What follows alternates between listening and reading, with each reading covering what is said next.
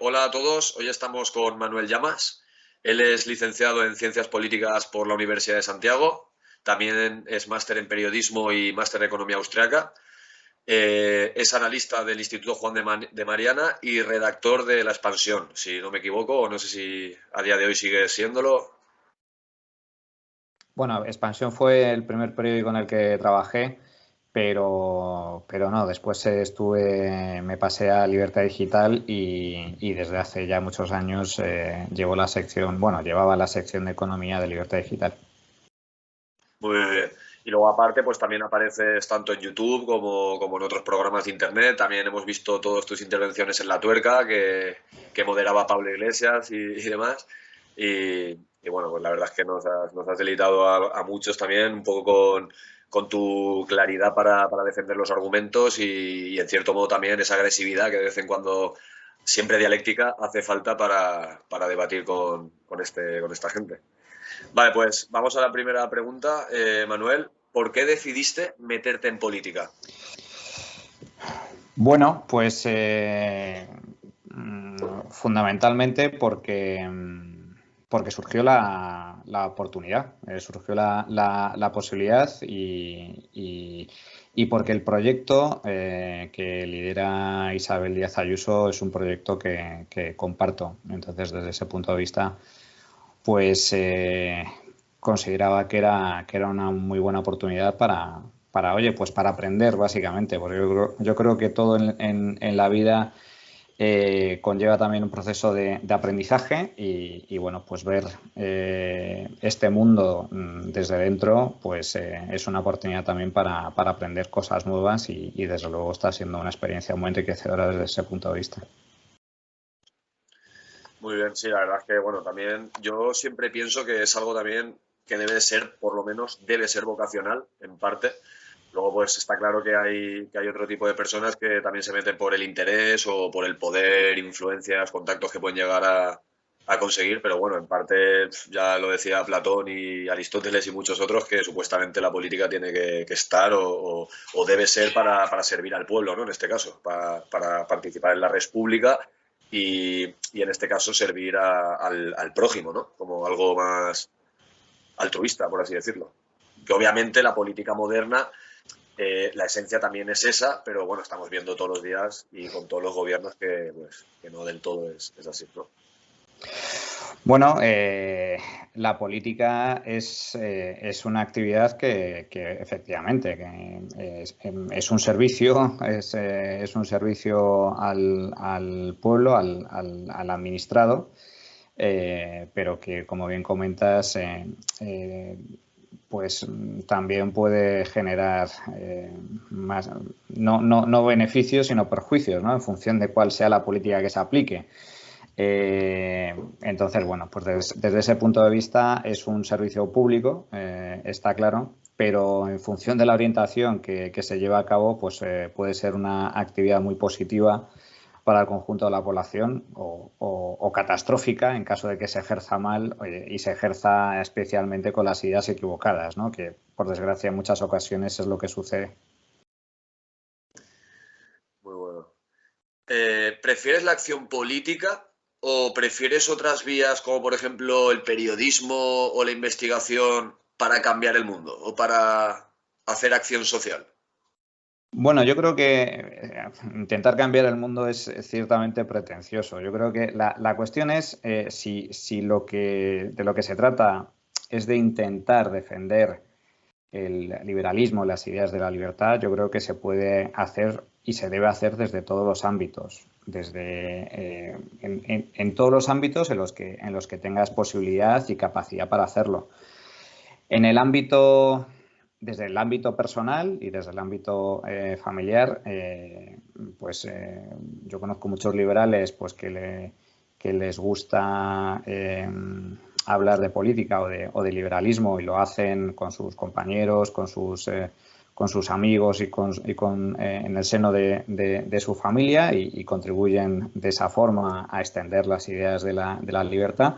pero luego se puede hacer y yo creo que es una gran batalla que se tiene que hacer en todos los ámbitos y eso incluye el ámbito, lógicamente, de los medios de comunicación, puesto que es el ámbito de la opinión pública y es muy importante el poder difundir esas ideas. En el ámbito académico, en el ámbito educativo, creo que es fundamental también el poder enseñar cuáles son los principios de la libertad, los principios del derecho del individuo, la propiedad privada, del mercado, etcétera, y luego, por supuesto, en el ámbito político. Entonces, no hay una única forma de poder contribuir adecuadamente a la batalla de las ideas. Hay múltiples formas y yo creo que cualquiera de ellas es necesaria.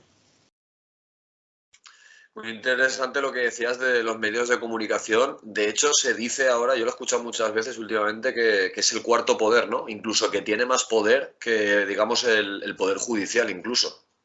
El poder político.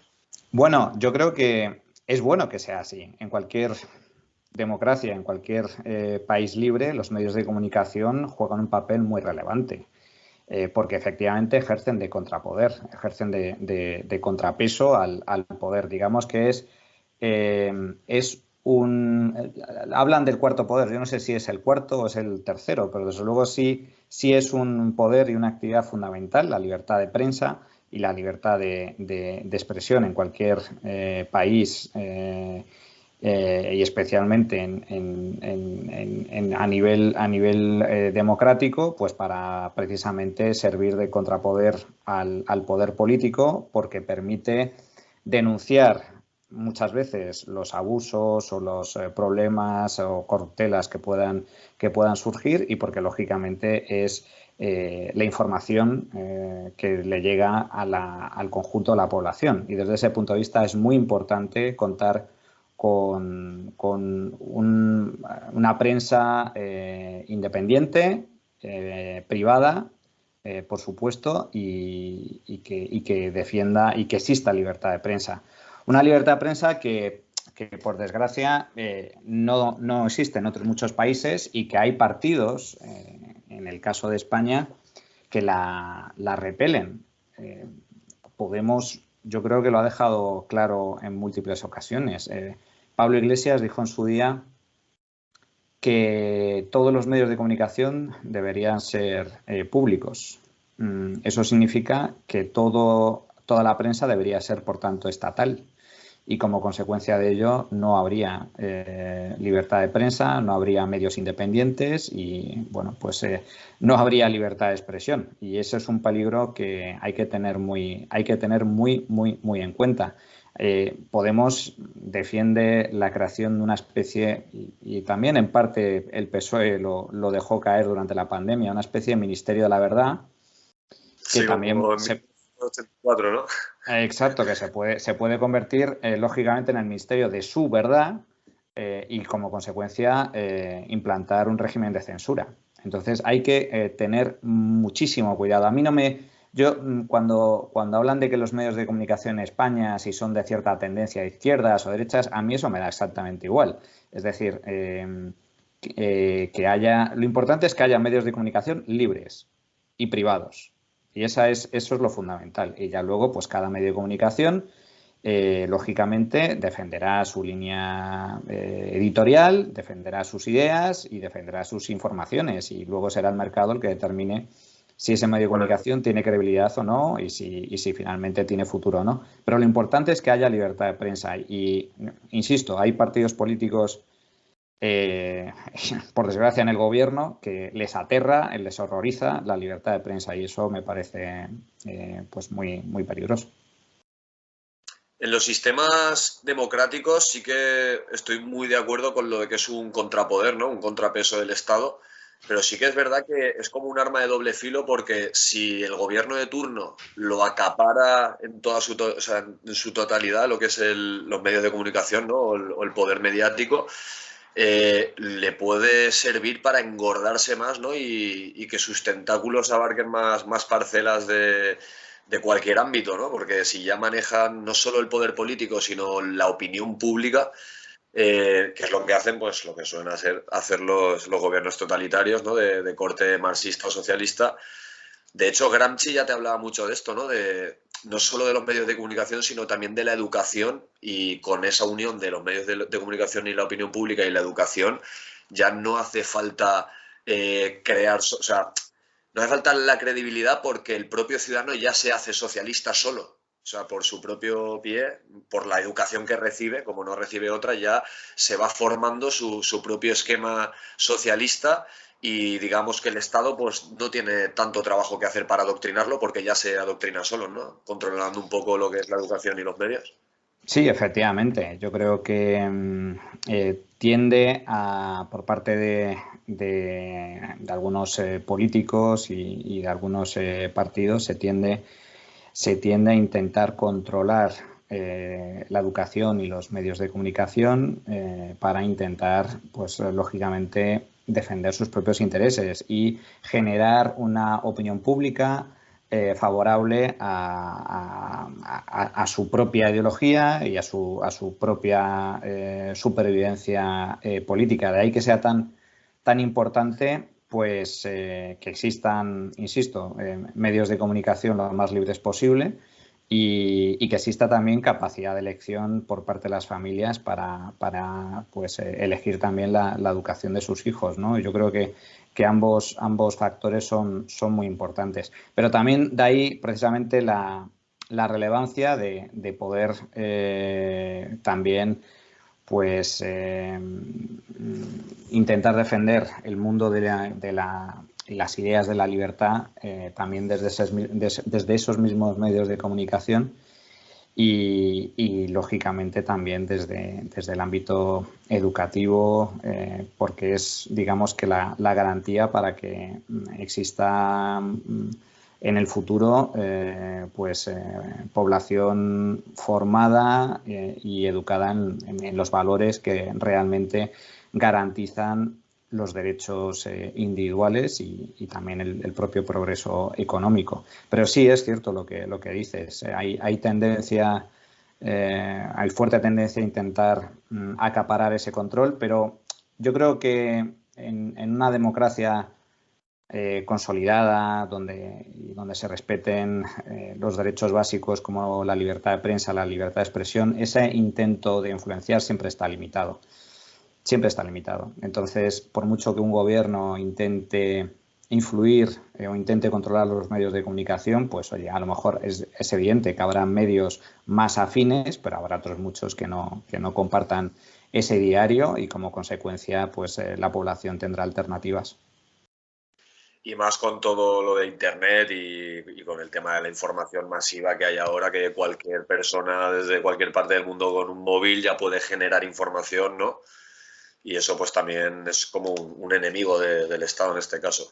Totalmente, César. En ese caso, yo creo que Internet, o sea, yo soy bastante optimista de cara al presente y al futuro. Precisamente yo creo que Internet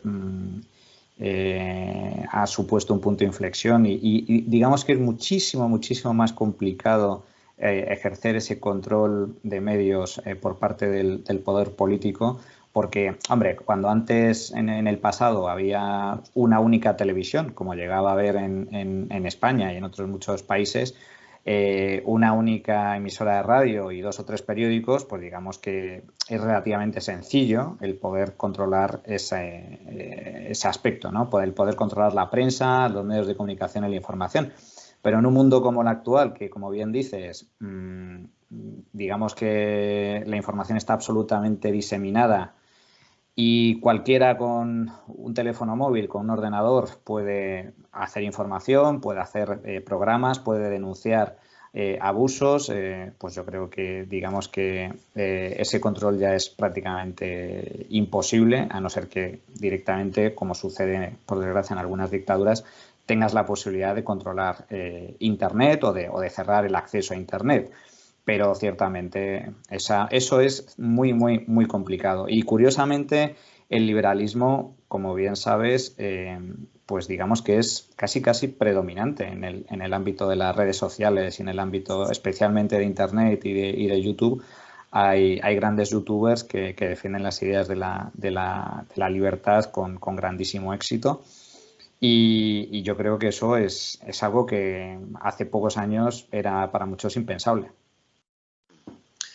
Y menos mal que es así, porque en algún aspecto o en algún ámbito tendríamos que ganar, ¿no? Porque obviamente la educación está controlada por la izquierda y el progresismo, las administraciones ya ni te cuento, pues por lo menos en una parcelita, ¿no? Que en este caso son las redes sociales, tener un poquito de poder o más de voz, ¿no? Por así decirlo. Vale, otra pregunta. ¿Cómo te influenciaron Jesús Huerta de Soto y Bastos? Porque claro, al haber estudiado políticas, me imagino que estudiaste con Bastos, ¿no? Que fue tu profesor. Sí, efectivamente. Bastos Y luego hiciste el máster. Y fue luego mi, hiciste el máster de Economía Austriaca con Huerta de Soto. O sea que ya has tenido una formación, vamos, de lo más que pueda haber, ¿no? Sí, bueno, yo soy de los que piensan que la formación tiene que ser continua y constante, o sea que aún me queda muchísimo por aprender, pero sí es cierto, mi gran maestro fue Bastos. Yo estudié Ciencias Políticas en Santiago, tuve la enorme suerte, la gran suerte de que me diese clase y bueno, pues a partir de ahí yo y otros miles de alumnos que pasaron por sus aulas descubrieron el mundo del liberalismo, ¿no? Y descubrieron las ideas de la libertad y, bueno, pues fue el que realmente me dio a conocer el mundo de la escuela austríaca. Es un maestro fantástico, además. O sea, es de los grandes maestros. Es un profesor excelente, absolutamente excelente, que logra realmente cambiar a los alumnos que pasan por sus aulas, dándoles un conocimiento inmenso. Tiene una auténtica enciclopedia en la cabeza, es capaz de, en cada clase que da, citar decenas y decenas de libros y de autores. Es una cosa absolutamente genial. Y Jesús Huerta de Soto, pues otro gran maestro, otro gran maestro. Tuve la suerte de coincidir con él en un seminario que dio hace muchos años en la Universidad de Santiago de Compostela y posteriormente hacer el máster de Economía Austríaca con él en la Universidad Rey Juan Carlos, de cuyo curso aprendí también muchísimo y es un profesor excelente. El profesor Bastos me enseñó fundamentalmente lo que son los principios del liberalismo y de la escuela austríaca, el ámbito, digamos, los grandes autores liberales y el grueso del pensamiento liberal, y Huerta de Soto pues me permitió profundizar mucho más en el conocimiento de la escuela austríaca y en el conocimiento económico y monetario, ¿no? Y desde ese punto, pues bueno, son dos gigantes, sin ningún género de dudas. Sí, la verdad es que tenemos bastante suerte aquí en España de tenerlos y bueno, ya no hace falta decir la repercusión que tienen a nivel mundial, sobre todo también en Latinoamérica y bueno, en Estados Unidos también tienen bastante influencia. Supongo que discreparás con ellos en el tema del anarquismo. Cuéntame así, vamos a meternos un poquito en teoría para ver cómo... Porque claro, a ver, es un poco pregunta-afirmación, porque viendo dónde estás ahora y eso supongo que discreparás, pero ¿hasta qué punto estás de acuerdo y hasta qué punto discrepas? Bueno, lo que es el anarcocapitalismo, que digamos que esa es una de las múltiples corrientes que tiene el ámbito liberal, dentro del pensamiento liberal y dentro de la Escuela Austríaca de Economía. Como bien sabes, hay distintas ramas y distintas corrientes ideológicas. Una de ellas es esta, del cual Huerta de Soto es un gran conocedor y un gran defensor, también lo es el profesor Bastos. Bueno, no es que discrepe ni que deje de discrepar. A mí me parece que es una corriente muy importante y que aporta grandísimo valor a nivel teórico y también a nivel práctico. Yo creo que la cuestión es que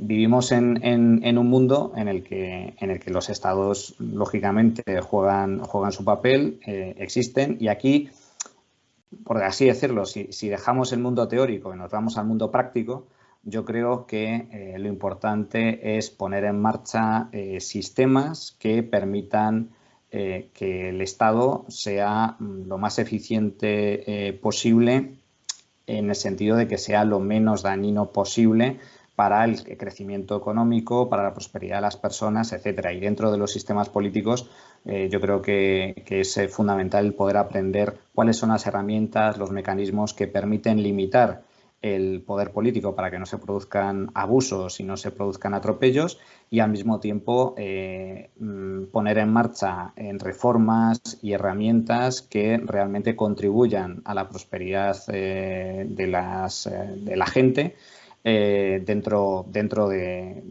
este marco, ¿no? Y desde ese punto de vista, pues yo creo que hay muchos ejemplos de éxito de los que se puede aprender. O sea o sea, yendo concretamente a tu pregunta, no es que discrepe ni que deje de discrepar. Es una corriente fundamental dentro del ámbito liberal, pero que se queda en el ámbito más teórico, por así decir. Y en el ámbito práctico, yo creo que hay otras muchas corrientes dentro del ámbito liberal que contribuyen precisamente a la creación de este tipo de herramientas que te digo, ¿no? Que son realmente eficaces para contar con sistemas políticos y sistemas democráticos que garanticen de alguna forma o contribuyan a la prosperidad de las personas y de las economías.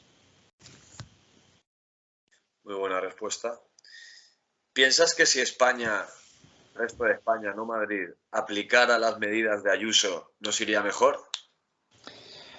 Pues es evidente que sí, ¿no? Es evidente que sí. A ver, yo creo que la política económica de la Comunidad de Madrid se caracteriza básicamente por tres principios básicos, que es seguridad jurídica, impuestos bajos y libertad económica. Entonces, estos tres fundamentos que aplica la Comunidad de Madrid de forma solvente y sólida dan resultado y dan un resultado muy positivo, y no es casualidad que la Comunidad de Madrid, tras años aplicando esta misma receta, se haya convertido hoy en la región más rica de España y en la región más próspera. Cuando algunos dicen, bueno, Madrid es rica por ser capital, porque es la capital del país. No es cierto, porque Madrid lleva siendo la capital de España desde hace 5 siglos y, sin embargo, es la región más rica desde hace muy pocos años. Entonces, no tiene absolutamente nada que ver. Además, si la mera capitalidad fuera la causa de la riqueza de una determinada región o de una determinada ciudad, por esa regla de tres, Berlín debería ser la ciudad más rica de Alemania, y no lo es.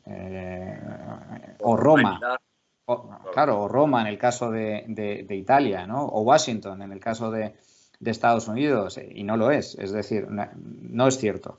Entonces, yo creo que, evidentemente, si se aplicara este mismo recetario al conjunto del país, pues España registraría un crecimiento mucho más sólido, registraría una menor tasa de paro y, como consecuencia de ello, tendríamos una prosperidad mucho más intensa en el futuro. Pero esta misma receta es la que llevan aplicando desde hace varios lustros una serie de países, como por ejemplo las exrepúblicas soviéticas, como es el caso de Estonia, Letonia, Lituania, la República Checa, Polonia, etcétera, y los resultados están ahí. Curiosamente, la República Checa, por ejemplo, acaba de superar a España en renta per cápita. Estonia ya también lo ha conseguido. Los próximos en conseguirlo van a ser, sin ningún género de dudas, países como Letonia, como Lituania, posiblemente Polonia también, Hungría en muy poco tiempo, y estos países eran, hay que recordarlo, economías enormemente pobres hace apenas 30 años, cuando cayó el muro de Berlín. La renta per cápita media en España era 10 veces, 15 veces superior a la de la República Checa en el año 89-90. Bueno, hoy una familia checa es de media más rica que una familia española, tiene una renta per cápita más alta. ¿Y cómo han llegado a ese resultado tan sorprendente en tan poco tiempo? Pues aplicando un recetario parecido al de la Comunidad de Madrid: seguridad jurídica, respeto a la propiedad privada, libertad económica y impuestos, digamos, más o menos bajos o más o menos atractivos, ¿no? Y desde ese punto de vista han logrado pues bueno, un desarrollo económico que muchos no habrían afirmado hace pocos años. Los países que siguen esas recetas, las recetas del liberalismo y las recetas de la libertad y de la libertad económica, siempre acaban cosechando el mismo resultado, que es crecimiento, riqueza, prosperidad, empleo, desarrollo a todos los niveles. Los países que, por el contrario, aplican la receta opuesta, el resultado siempre acaba siendo el mismo, que es pobreza, miseria, desempleo, marginalidad y, claro, y todo lo que conlleva eso, ¿no? Que es gran conflictividad social, inseguridad, restricción de libertades. Siempre acaba fracasando, siempre, en todo lugar. No hay ni un solo país, ni una sola experiencia a lo largo de la historia de la humanidad que, aplicando las recetas del socialismo, de la colectivización, del ataque a la propiedad privada, haya cosechado resultados positivos, sino todo lo contrario. Entonces, bueno, pues lógicamente, a poco que en España se aplicara más libertad económica, menos impuestos, equilibrio fiscal y seguridad jurídica, Estado de Derecho, defendiendo la propiedad privada y unas reglas de juego claras y sencillas, pues al conjunto de los españoles nos iría muchísimo mejor. Bueno, yo creo que esta ha sido la pregunta de la entrevista, ¿no? Aquí hemos visto al Manuel Llamas contundente, ¿no? Sólido, que siempre nos tiene acostumbrada. Muy bien, muy bien. Muy interesante la respuesta, la verdad, y sí, sí que, o sea, estoy bastante de acuerdo. Por ejemplo, en Estonia, para abrirte una empresa tardas 10 minutos, y aquí a lo mejor tardas 3 meses, ¿sabes? O sea, ese tipo de cosas es lo que hace, obviamente, pues agilizar un poco el mercado, agilizar los trámites, hacer que la gente pues pueda emprender rápidamente, con poco coste, con impuestos muy bajos, incluso que si no tienes beneficios no tributas, cosa que aquí, aunque tengas pérdidas, vas a tributar igual. Ese tipo de detalles, ¿no? que marcan la diferencia, se podría decir, sobre todo a nivel económico, que es bastante interesante y que sí que podríamos copiar un poco esos modelos. Sí que es verdad que en Madrid yo estuve hace 2 o 3 meses, que estuvimos en un evento nacional de SFL, y la verdad es que me quedé un poco alucinado de la cantidad de gente que quiere Ayuso. Es que no hablé prácticamente con nadie que me dijera algo malo de Ayuso. O sea, es una barbaridad. Sí, o sea, una de las cosas que sí se ha notado muchísimo, por ejemplo, en las pasadas elecciones, es que la gente iba a votar realmente con emoción, ¿no? Y con convicción. Bueno, yo creo que evidentemente es que se han hecho bien las cosas, y yo creo que eso al final siempre acaba dando resultado. Y la estrategia que ha seguido la Comunidad de Madrid, pues ha sido una estrategia que ahí están los resultados. Ha intentado combinar la lógica y necesaria lucha contra la pandemia, pero también manteniendo en la medida de lo posible la actividad económica, y eso al final pues se ha podido demostrar que se han obtenido buenos resultados tanto a nivel sanitario como a nivel económico. Y la gestión desde ese punto de vista ha sido muy positiva, y yo creo que eso acaba siendo reflejado también en el apoyo que se ha obtenido en las urnas. ¿Qué país, Manuel, te gustaría copiar o cuál es tu país referente? Hay Más concreto. muchos, hay muchos países que creo que de las que podemos aprender. En Estados Unidos, yo creo que es un país, es un gran país, es una gran potencia económica. Eh, y a mí lo que me gusta realmente de Estados Unidos es la solidez a nivel institucional que tiene, ¿no? O sea, es un país en el que Las aunque instituciones políticas, ¿te las refieres? instituciones, claro, a nivel institucional, Estados Unidos es, un país del que tenemos mucho que aprender, porque son instituciones muy sólidas, es una constitución, la constitución que tienen es una de las más antiguas y estables, y eso le ha otorgado una estabilidad política e institucional que finalmente, digamos que es uno de los factores que explica también su potencia económica y digamos que su desarrollo, ¿no? El hecho de que esas instituciones funcionen bien, pues al final acaba trasladándose también a un entorno económico ciertamente favorable. Y en donde además se respeta, y eso está metido o grabado a fuego en la mentalidad del pueblo estadounidense y también en sus instituciones, se respeta la propiedad privada. Y ese respeto, digamos que tan sólido hacia la propiedad privada y hacia el mercado, pues es algo fundamental para que un país pueda prosperar, digamos que es la base. Y eso se traduce también en la propia mentalidad del norteamericano medio, ¿no? Se dice que uno de los problemas que fíjate, es un ejemplo, pero vamos, a modo de símil, en España se dice que cuando una persona, pues a lo mejor un pobre que está en la puerta de un hotel y ve pasar a un cliente con un buen coche, con un buen traje, etcétera, la mentalidad en el caso del español es algún día serás como yo. En el caso del estadounidense, la forma de pensar es justo al revés. Algún día seré como tú o aspiro a ser ese cliente que entra en el hotel bien trajeado, con dinero, etcétera. Entonces, esa mentalidad de intentar prosperar, ese espíritu empresarial que existe en el pueblo norteamericano, a mí me parece digno de admirar. Pero como digo, son muchos los países de los que creo que podemos sacar valiosas lecciones y que deberíamos imitar.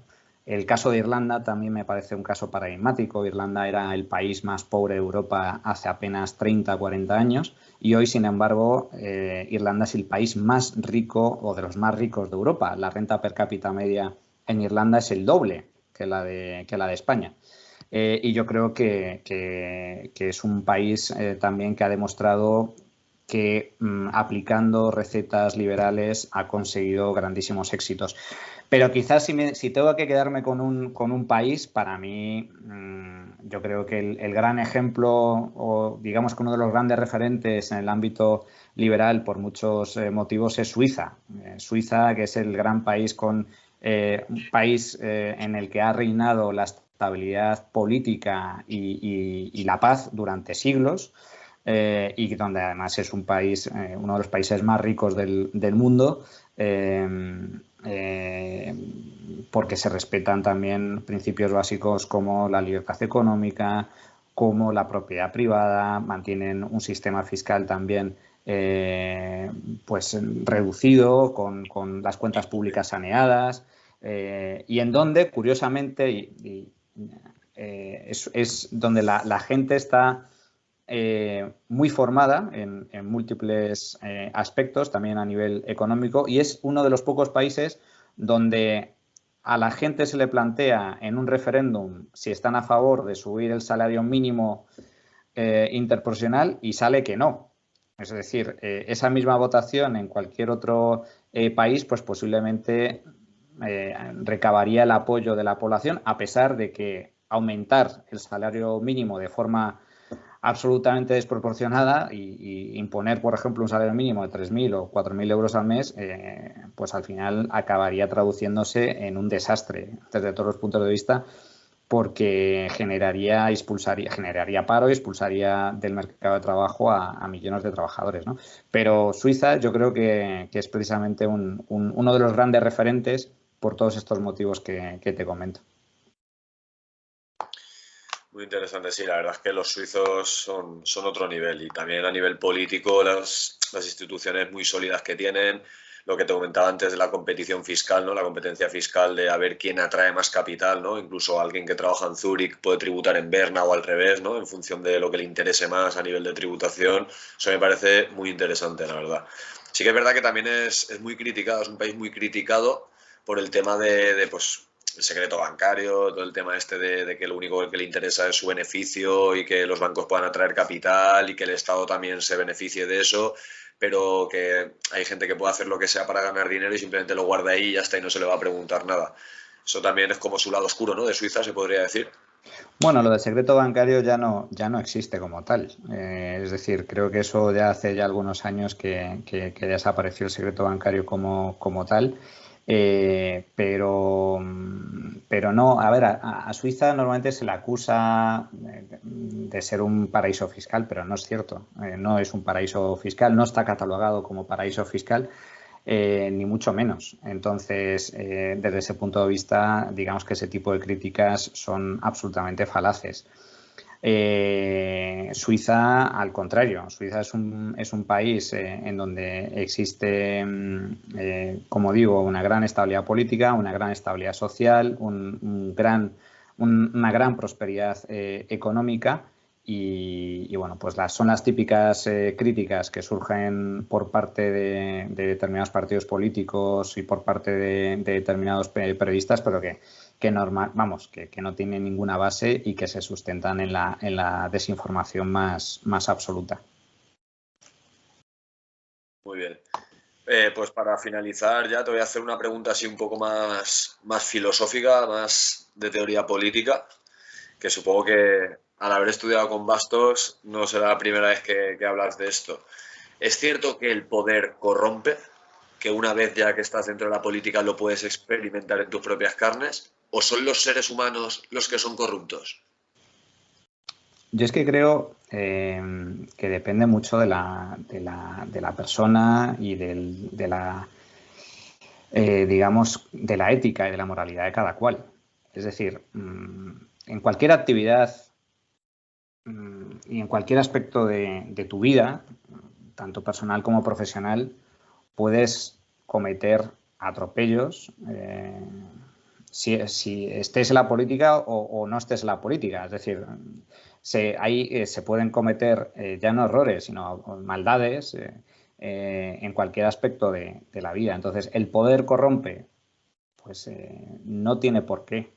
Dependerá, insisto, de la persona y del perfil ético y moral de cada cual. Entonces, no soy, yo creo que no se debe generalizar desde mi punto de vista y lo que sí es cierto es que cuanto digamos que cuanta más poder se acumule y se concentre, digamos que existe pues quizás un mayor riesgo, ¿no? Eso se ha visto así a lo largo de la historia. Un gobierno omnipotente, pues lógicamente es un gobierno que está condenado a cometer muchísimos más abusos y muchísimas más corrupciones que uno que está limitado. Entonces, digamos que ahí el juego de los incentivos es muy importante. Pero no soy de la opinión que el poder corrompe per se. Depende, insisto, de la persona y del nivel de formación y especialmente del nivel ético y moral de cada cual. O sea, que depende fundamentalmente eso de cada persona. Muy bien. Pues nada, si te parece, ya hemos terminado la entrevista por mi parte. Pienso que Muy bien. ha estado bastante bien. Y nada, muchas gracias por dedicarnos su tiempo, Manuel. Esperemos que hagas una gran labor en lo que estás haciendo y yo te deseo mucha suerte, la verdad. Y nada, esperamos contar contigo para un futuro con SFL, a ver si podemos hacer algo así interesante. Pues Y nada, fantástico. pues estamos en contacto, espero que te haya gustado también y muchas gracias por tu aportación y todo el valor que nos has aportado con esta entrevista. Pues encantado, César. Un placer el conocerte y oye, fantástica labor la que estáis haciendo en SFL, que bueno, que yo conozco vuestra asociación desde hace ya muchos años a nivel nacional y también alguna otra también a nivel regional y demás, y hacéis una labor excepcional, así que mucho ánimo y a seguir adelante, ¿eh? Muchas gracias, Manuel. Estamos en contacto. Hasta luego, un abrazo.